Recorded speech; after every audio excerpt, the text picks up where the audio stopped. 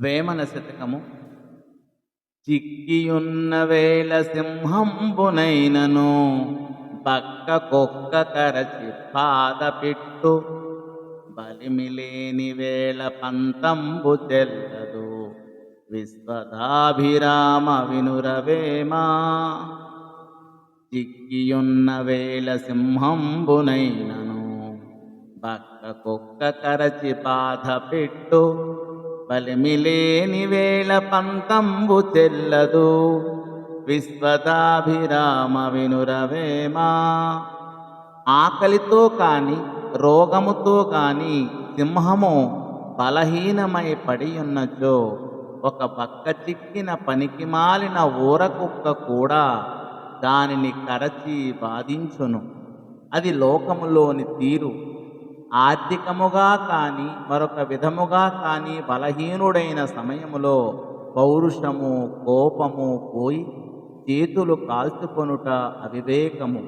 తన పౌరుషము చెల్లదని గ్రహించి ఊరకున్నవాడు బుద్ధిమంతుడని భావము అని ఈ పద్య భావము.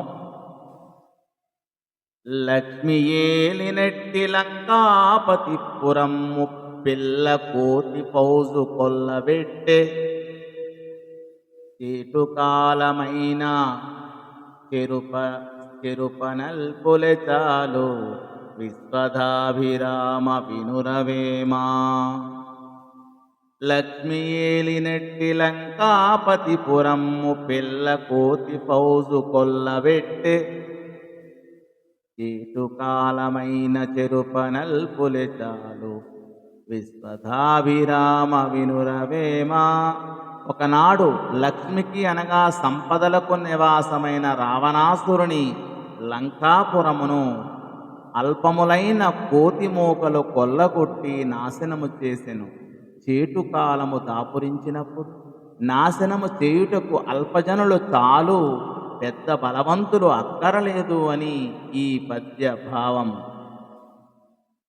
మొదట నాశ పెట్టి తుది లేదు పొమ్మను పరమలోబులైన పాపులకును ఉసురు తప్పకంటు నుండేలు దెబ్బగా విశ్వదాభిరామ వినురవేమా.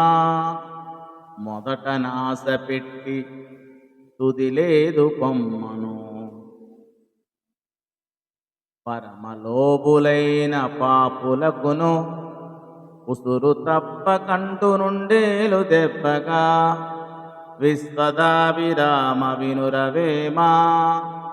మొదట ఎంతో ఇచ్చెదనని ఆశపెట్టి చివరకు మొండి చేయి చూపు విసినిగొట్టు పాపాత్ములకు నిరాశపడిన వారి శాపము తప్పగా తగులును.